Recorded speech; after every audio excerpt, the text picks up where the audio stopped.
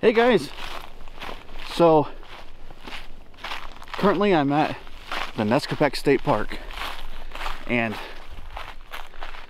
it's snowing. It's snowing. I didn't expect any snow this morning, but it's nice. Everything's getting layered and a little bit of white. Oh, it's gorgeous up here. Oop, almost tripped. So I'm doing something a little different today. The main purpose of today's trip is I'm testing out the Sony A7 III. I'm starting to find out that not all my needs are met while making these videos. And the camera system I have now is the Canon 5D Mark III. And excellent camera. Been using it for 5 years. It's awesome. It's amazing. For stills. Not so much video.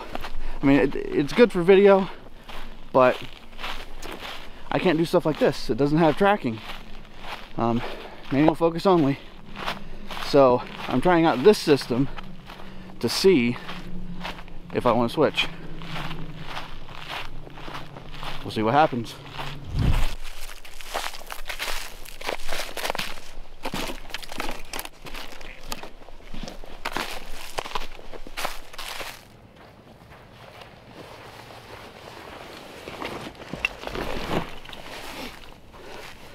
So why the sudden change?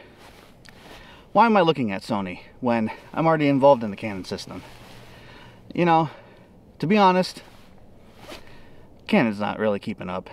Right now I could upgrade to the 5D Mark IV, which has dual pixel autofocus for videos like this. But to be honest, for doing videos like this, walking around out in the middle of nowhere, I'm trying to save as much weight as I can, and the Sony A7 III, the thing's tiny. I'm a quarter of the mile in, and I'm already loving carrying this camera around. It's so light, and right now I have on the camera, because I don't have any Sony lenses except for what's on right now. What I have on right now is the Canon 24mm 2.8, and the thing is tiny, lightweight. I'm really enjoying it. When I'm out here hiking, I don't want to, honestly, I don't want to be holding out a 5D Mark IV. I know there's YouTubers out there, like Peter McKinnon, that uses the 1DX Mark II, and I can imagine that. That's a mammoth thing. For what I'm doing out here, small body like a Sony, I'm really enjoying it. I might be switching, but let's move on. So I found this nice little composition right here by the lake. I found some red berries here on a tree. So what I'm doing is I'm using the snow on the lake to add some separation between the red berries and the background, because anything across the lake is already brown and similar colors. So you'd never see the berries. So I'm using the white snow as a separation. So let's grab the shot real quick.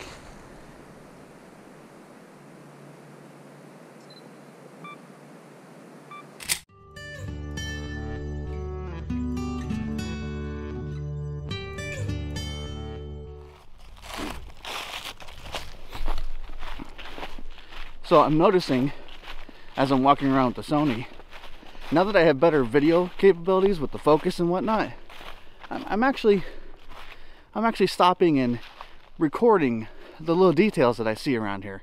And you know, when I go to these places, this is a gorgeous place. And with the Canon, I would never stop and take video like that, because it was harder to do. It was harder to take a moving shot because I can only manual focus. I'm liking it.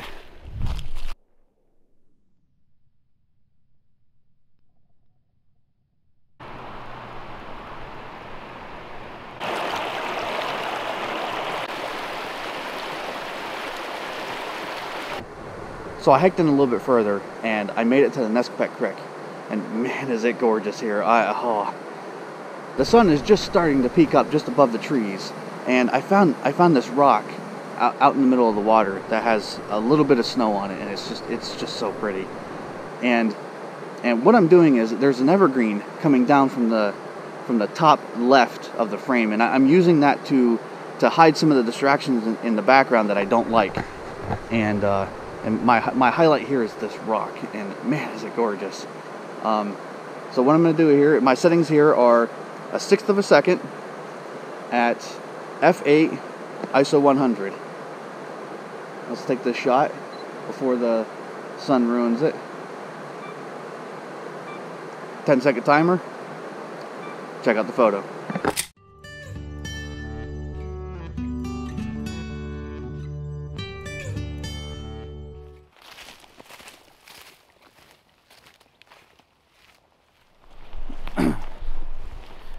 Man, is this turning out to be such a productive day.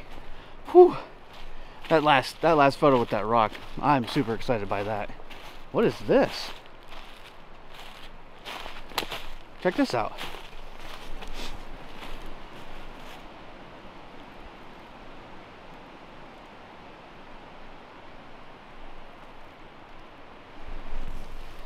That's pretty neat. Man, I'm glad I came out today. This is awesome. What's that over there?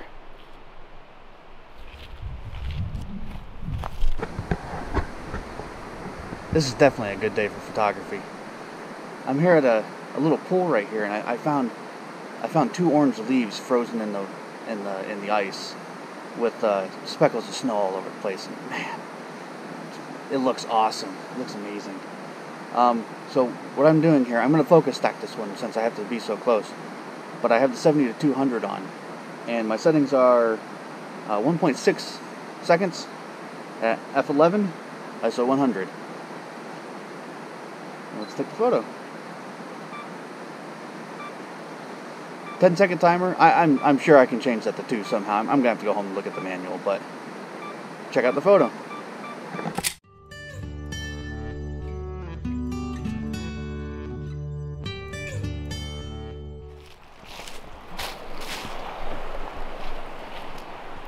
And I know it might be in my head, but my camera gear actually feels so much lighter. You know, I'm carrying my main camera, so that's probably most of it. It's not on my back, but I don't know. I'm enjoying the walk. It's so nice out here. And to think, I almost didn't come out today. I don't know why. Man, I've been so excited by this hike and, you know, taking pictures. I completely forgot to stop and eat breakfast.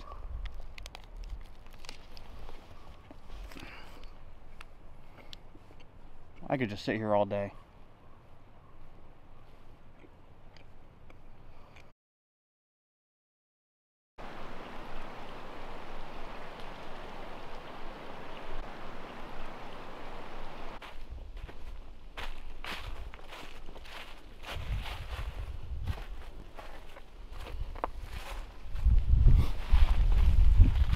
Let's stay on the Red Rock Trail.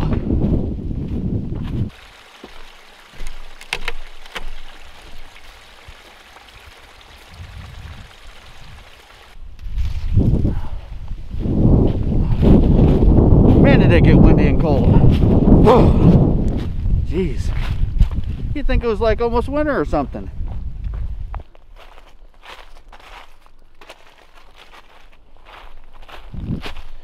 So this has been a very productive trip.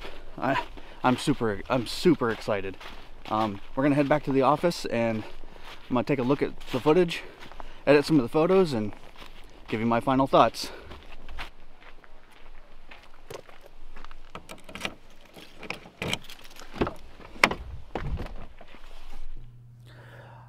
Okay guys, so we're back in the office here, and I had a chance to take a look at the footage, and to be honest, since I recorded the first part of this video, it's been about a month, so I spent a little bit more time playing around with the Sony A7 III. Took some more time to get to know it and everything, and I just want to take an opportunity here at the end of the video to highlight some of my pros with the camera and a couple of my cons with the camera. So the first one I want to talk about is the focusing system. And I am so happy with the focusing system. There are 693 phase detect autofocusing points, and 425 of those are contrast detect. And you have the full width of the sensor for focusing, and that's just awesome. That's such an upgrade from the Canon system that I've been using. Another wonderful thing with the focusing system that really drew me into the Sony system, the iDetect, that's amazing. Oh my gosh, it's so nice. I did a photo shoot a couple weeks ago with my kids in the studio, and it was so nice to just use that iDetect and just hit the button and just, I know the camera's locked in right on the eye, and I don't have to worry about the kids moving around and whatnot. It was awesome. And you know, face detect, that's spot on. Throughout the video, throughout the video, I used the Sony as my main walk around camera, and the video focusing for the face detect was spot on. It was right there, not a problem. I'm thoroughly happy with that. Another neat feature that I found in the camera is called face registry, and that's a cool feature. What you can do is simply you can focus in on a face, and you can prioritize who's going to be in focus. So if I shoot weddings, so at a wedding I can prioritize the bride and the groom, and it'll focus on their faces before it does anybody else. Another pro to the Sony system that I found is the dynamic range. It's not fair to pick on my Canon 5D Mark III because, you know, it's a 5-year-old sensor or maybe more, but the dynamic range in the Sony A7 III is phenomenal. I did a side-by-side. I underexposed with both cameras by, I believe, 2 stops, and brought everything back, and the Sony almost brings almost no noise into it. It's amazing. Very happy with that. So the battery life of this camera is actually better than I expected. I recorded all day, video and stills, and I think when I got home it was 12% battery on the first battery. To me, that's perfect for what I need. I have a backup battery in case I need it. What more could I ask? Another thing that I like about this camera is the exposure compensation dial on the top. When I first seen that, I was like, well, that's kind of stupid. That's pointless. Why would you need that up there? But I use it. I like it a lot. I think it's quicker. I think it's quicker with the dial there. Another big thing that I wanted that Canon has failed to do in their first mirrorless camera. Who knows what they're going to do with their second one? But 2 card slots. 2 card slots was a must for me. I knew that I wanted to move into a mirrorless system, just size, weight, features, things like that. But shooting weddings and things like that, 2 cards is a must. I wasn't going to let go 2 cards. I'm not going to run the risk of losing an entire wedding just because a card failed. So I would have jumped into the Sony system sooner, but when Canon announced that they were going to be making a mirrorless camera, I waited to see what they were going to come out with, and 1 card slot was almost a deal breaker for me. That was kind of a deal breaker for me. With articulating screen, I do kind of wish that it would flip out like the Canons, like the A7iii and I believe the 6D. They flip out to the side. That would be nice. Honestly, with the 5D series, the screens don't flip out anyway. So any little bit of articulation, bonus for me.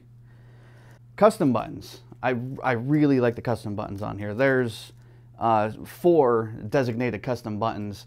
And when I first picked this camera up, I was a little frustrated. It wasn't the camera's fault, but I didn't know what these buttons did. And you know, they were defaulted to things, and either they didn't do anything or they didn't do what I wanted it to. And using the Canons, I'm so used to, this is where I change my ISO, this is where I do this is where I do that. and it was clunky when I first picked it up. Now that I had a chance to customize all these buttons, works just like my Canon. My aperture changes by the dial behind it, so on and so forth. Now it's just, now I feel awkward carrying my Canon around. It's kind of strange. The electronic viewfinder in this thing, I love it. It is so nice to be able to have the camera up to your eye and be able to see your exposure before you take it. That is a benefit that I never knew I wanted. Now, because I'm a Canon user already, I obviously have Canon glass, so I had to pick up an adapter, and what I got was the Metabones version 5, and it works pretty good. Slap a Canon lens on there, and you start going to town. I did run into a couple issues with sometimes I'd flip back and forth between settings on the top dial, and when I would go back to manual, the camera would act like it didn't have a lens attached to it. It wouldn't focus or anything like that. So I have to shut the camera off and turn it back on, and then it would connect again. But that's kind of annoying, and that's a reason that I'm going to sell my Canon glass and get native Canon or native Sony lenses. I can't be on a wedding shoot and have connection errors. It's not worth it. So I'm gonna be buying Sony lenses. Another surprise to me, which is my fault because I assumed, you never assume. There with the Metabones adapter, well, actually I believe with any of the adapters, there is no autofocusing with video, and that was one of the reasons why I wanted to upgrade to the Sony, was so I could have video autofocusing. So that's another reason why I'm going to sell the Canon lenses and get native Sony lenses. So while I'm talking about video, the video in this camera is awesome. You can go up to 120 frames per second in 1080p and up to, I believe, 60 frames per second in 4K, and that's just awesome. I can already tell that I'm going to overuse the 120 and 1080. Now that I had a chance to edit it with some of the B-roll, I'm going to overuse it. I know I'm gonna. And another thing that I noticed was the audio coming out of this sounds a lot better than my Canon. Again, 5-year-old camera, it's not fair. But this camera has a very good preamp in it. I connected my shotgun mic to the top of it, and it sounded great. It didn't have any issues, no hissing, no strange sounds like that. One thing that I was really concerned about with moving to a Sony system was what was I going to do with off-camera flash? Because it's important. I have to have it for, again, portraits and weddings. Flashpoint is a perfect option for me.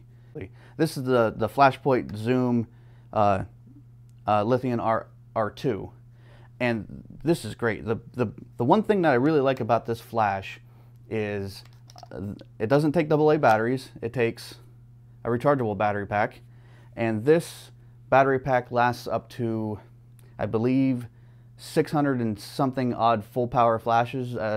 Don't quote me on that. I'll put that right here. My other issue was triggering. How was I going to trigger an off-camera flash with the Sony system?